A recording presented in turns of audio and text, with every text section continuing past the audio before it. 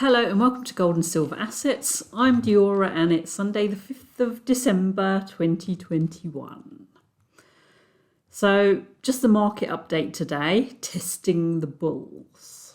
So we'll start with gold priced in the world currency unit.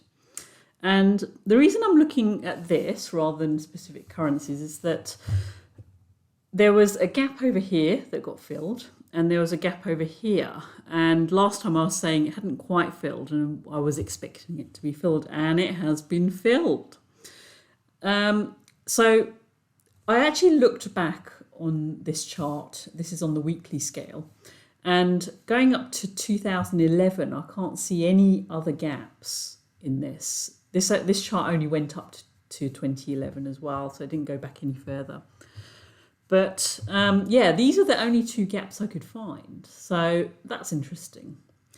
Anyway, the other thing about this price action is that if we join these two lows, then it actually bounced off of that trend line. So now we've got three touches there.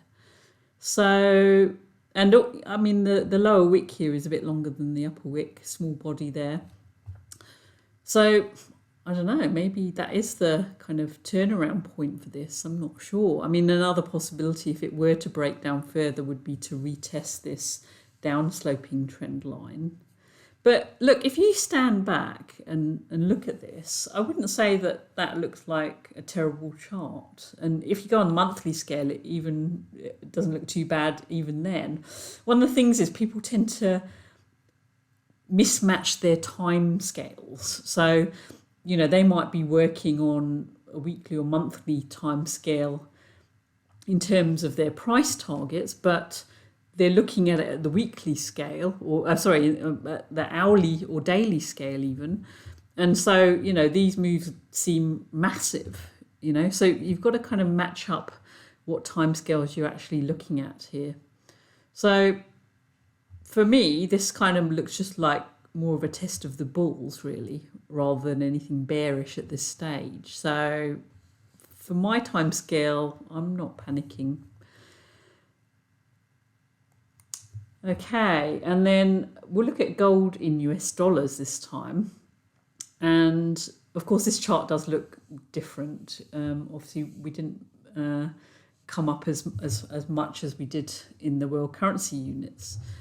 And that's, you know, the relative strength of the US dollar, I guess. So I'd drawn this trend line over here and actually broke. But interestingly, it didn't close below that line. It bounced right back up and we had a green candle over here. It's a bit hard to see at this kind of scale here. Now, obviously, there's a lot of people worrying about a major stock market crash. And look, I don't know for sure whether it's going to crash. If it does, then yeah, you can expect this to come down and break this low here. It just, I don't know, like if you look at my previous video about what happens before a major crash, the signs just haven't been there at the moment. And the other thing is that I see that some of the banks are calling for a big crash right now as well. And that always makes me suspicious, you know. Kind of do what the opposite of what they say often. But yeah, anyway, so I don't know, my feeling is this is more of a dip. It might dip a little bit further.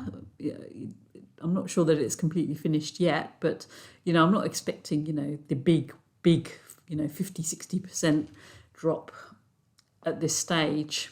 It will come, but it just doesn't feel like it's the time right now. Anyway, so does the break of this line mean anything? Not necessarily. Look, remember we're in this sideways trading range, yeah. So as long as we remain in this sideways range, I don't think we can really draw any conclusions, because it could drop and then come back up and just do this for a while. And I think we're just in for some choppy action. There's nothing here that says, yep, we're going to turn around and zoom all the way up here. There's just nothing to say that at this stage. So I'm afraid it's going to be more boredom for us. This has gone on way longer than I thought it would. I thought it was going to end over here and we were going to be off to the races. But alas, we've had this price action here, which has probably ground a lot of people down. And if we look down below here, so I've got the distance from the 200-day moving average. And if you remember, we'd connected the highs over here, and it kind of looked like we'd had a breakout around this area over here. And you can see that it came up above it, came back to retest it, and came up above it again. So that still makes me feel that this is likely to resolve to the upside eventually. The other thing that we could look at is to look at these lows here. So I've joined these lows here, and we're close, but we haven't quite touched it. So preferably we don't want to break that low, and hopefully what we're looking for is for a kind of turnaround for the next kind of move up. Now again, it could just be like this for a little while. Okay, let's look at silver priced in US dollars, this time on the weekly scale. And what I've done here is, again, we've been moving in this sideways trading range, which is very, very, very boring. And what I've done is draw these support lines where price closed. And so although we've got these wicks above the line, price never closed above 28.26. So that's obviously an important level. But also we can do the same down below. So price never closed below 22.33. And we've had 4 wicks below that price. So what we're looking for on the weekly scale is for price to remain above that 22.35 on the weekly closing basis. So yeah, you could get a wick down, but you'd want that to close above that line. If you get a close below that line, even just a little bit, then I think the chances of dropping down here, we're looking at about 19 at that point.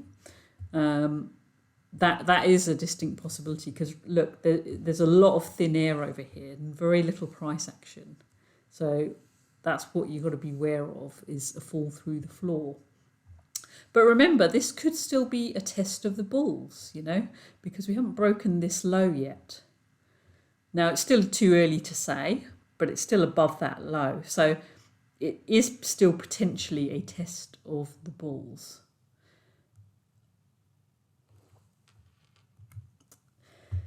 Of course, that's all physical. That's all not physical. That's all paper spot price, which is very, very different from the physical stuff. Now, I thought this was interesting. So this is the premium over spot for silver. And you can see that since September, sorry, because this is the American dating thing, I think that's the American dating system. So since September or October, the premiums have been drifting upwards quite substantially, actually. It got to just below 30% there. Now it's just below 50%. It's probably about 45% there. So, and this is all of this is still well above the kind of longer term average, which is closer down here usually. So there seems to be a lot of demand for the physical, and I'm hearing that there are shortages, people having problems getting hold of physical silver as well. So I don't just look at the paper spot price. It is quite misleading, and I kind of more use that as a kind of bargain hunting tool, I think, more than anything else. But yeah, I thought that was interesting, this drift higher in the premium. For gold, it's kind of been flat, so I haven't really shown that there. And we'll look at the miners. So this is the GDX on the daily scale. And again, pretty boring, going sideways. And again, a test of the bull. So this is the low here, which we don't want to break. And we haven't broken that yet. Obviously, it's coming pretty close. But until we break that low, the turnaround is still a possibility.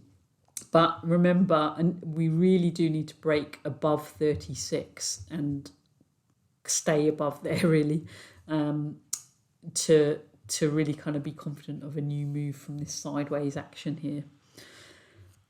The things to obviously, look, with any chart, you can make arguments for the bullish side and you can find arguments for the bearish side. Yeah. And so, if I put my mind to it, I can do both. So for instance, on this chart, look, we've got a gap over here about 26-ish. So, is that gap going to want to fill, And then I'm sure we could draw some trend lines coming down here, which would coincide with that. So, look, both sides are a possibility here. And when things are moving sideways, it's very difficult because often, when prices move sideways like this, it could be 50-50 either way. You can make arguments. Whereas there are other times when one case is stronger than the other, let's say. So at the moment, this is one of those times where it could go either way.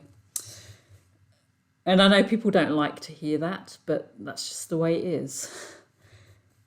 And below here, I've got the distance from the 200-day moving average. And again, just like gold, we had broken out at this point over here. And it moved up and then it's coming back. And so, it could maybe retest before turning around and moving up. But let's see. Now, obviously, this method does have flaws. And, well, let's talk about those flaws. And this is one example here. So this is the SILJ on the daily scale. And the flaw that I was talking about was, so I've done the same here, joined the highs along here. And many of you remember, at this point over here, it had broken out above that downtrend line. If you enlarge it, it's much more obvious. And it looked pretty significant to me when you enlarge this bit. But as you can see, so it went above the line and it didn't retest it and turn up. It just gone straight down below it. So the question is, was that just just one of those situations where it's just a fake kind of breakout on here? Or was that real and we're just kind of pulling back a little bit before turning around? It'll be interesting to see that. As I said, I haven't used this for a particularly long time, so we're looking at this in a prospective way, but that's one of the things to look for. I think it is possible that you can get premature breakouts. And so what can happen, so for instance, say we were back here and I'd kind of drawn a line over here, joining these, then that would have looked like it was breaking out and then it came back down and so on, So, yeah, so there are problems with this. It's far from ideal here. And of course, we've got this gap here. Does it want to be filled? Don't know. But you've got to bear that in mind. That's about 960, that level. But obviously, that's a fair way from where we are. But look, we can't rule that out. Okay. But until we break that low, a turnaround is possible. So, yeah, not many answers still. We're still in this boring sideways phase. So, yeah, not much else to say, really. So, yeah, that's it for this week. So, sorry I didn't do a kind of first part of the show. I've been a bit ground down, really, this week. And it's quite hard to get the creative juices flowing, shall we say. So, anyway, I'll try and think of something for next week. If anyone's got any ideas for a kind of self-contained question, that will be really good. Just let me know. And one of the things that someone brought up last week, which I've been mulling over, is the US dollar.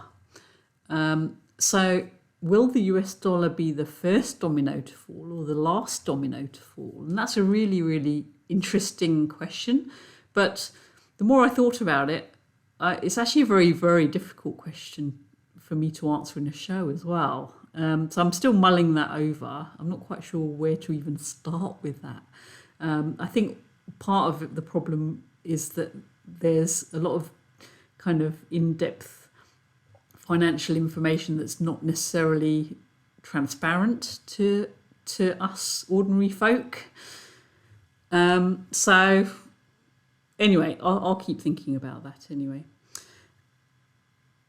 I hope all of you are bearing up okay. We're heading into some very, very tough times, and the worrying thing is that we haven't really even barely started, from what I can tell. There's worse to come.